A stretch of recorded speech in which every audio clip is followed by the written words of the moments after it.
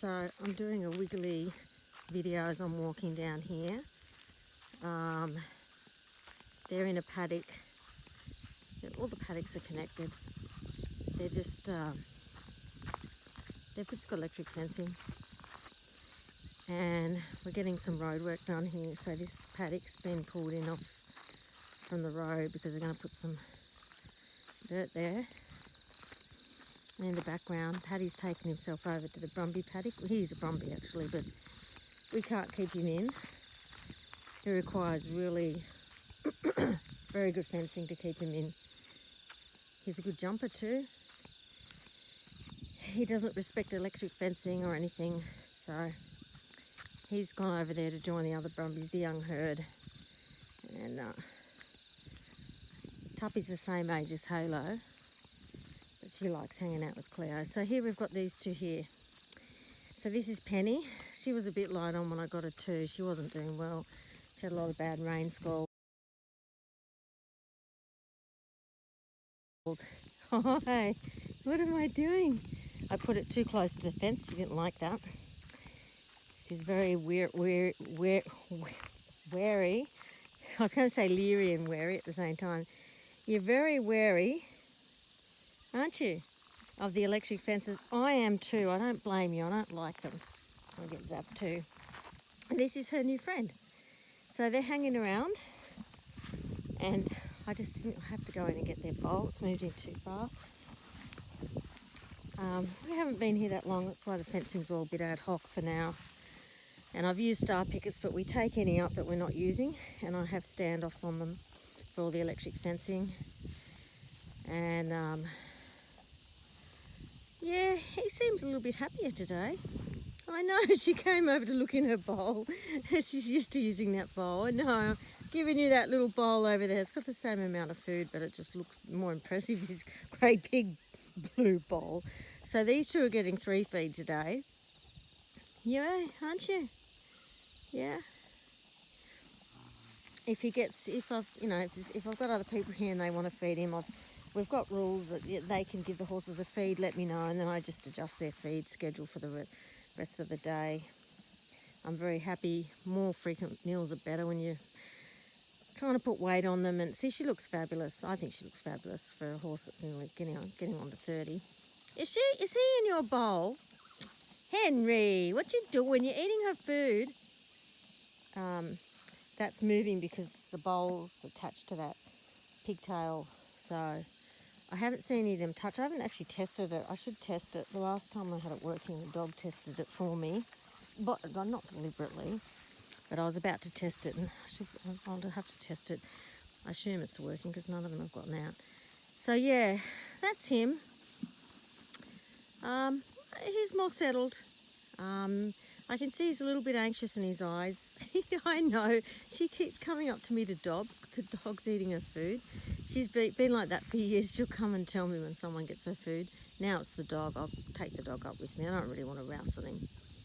It's not really the end of the world. She's seen heaps today. She's getting extra because of him.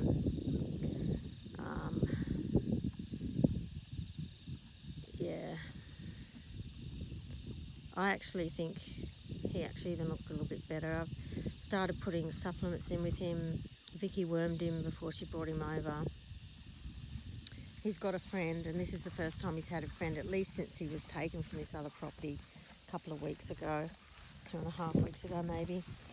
And because Vicky's horses were doing the same thing to him that my horses were doing, they were hunting him off, I think because he's just frail.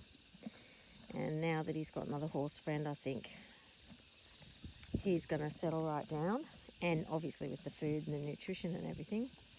And I've stopped wetting his feed. He's got, hi baby, hi. He's had his sups already today. He's got oil with his food. He's got some old timer mixed with the food I give them, which is a pony pellet. And for now, I'm just going to stick with that.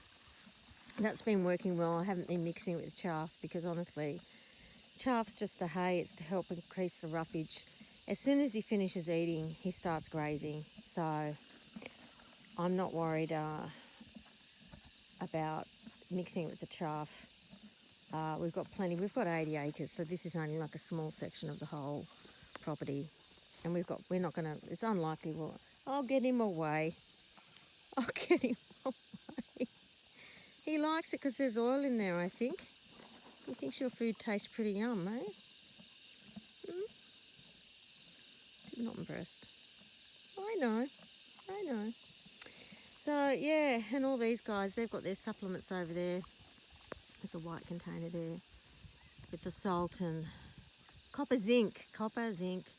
They've got biotin, calcium, some toxin binder because of the grass heads getting mould in them, the seed heads. And they've got everything that they need in there. And they don't get hard feed, they're all ready to explode, they're fine, they're perfect, their weight's perfect. So that balances for the pasture, the needs in the pasture and whatnot. And I want to get the soil tested and the water tested, because apparently our water's got high calcium, which means I may not need to give them so much calcium supplement. Yeah, it's all right, love. Look, are you telling her to go away? Is she bothering you? Yeah, she wants Henry to go. And she's impatient. Well, yeah, she's pretty sort of half patient, half impatient, waiting for me to take the dog. And I'll take him. You wait. I'm going to go up the road. I'm going to call him and I'll show you what he does. He ran into my leg. He's a funny boy. And then I lead him by the teeth. Sometimes I hold on to some of his teeth. I lead him by the teeth. Don't ask me how. It's just like I hook my fingers around his teeth. He loves it. And we walk and I hold his teeth.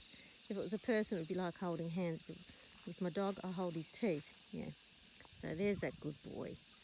He's going to look so much better. Even in 2 weeks' time, he'll look a lot better. I noticed that with Cleo.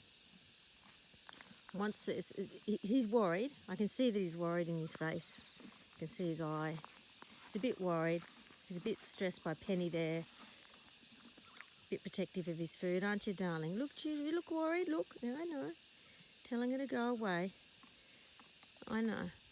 One thing I am used to is dealing with food aggressive horses, horses that are starved. They do become food aggressive, and I give them their time, their space to just settle down. I don't believe in being harsh with them. He's not done anything to me anyway to put me in danger, but yeah, I know. He's telling her. She just wants to make sure she's not going to take his food. And she's the only horse he's been able to push. And I think that's okay for him, because she's at the bottom anyway.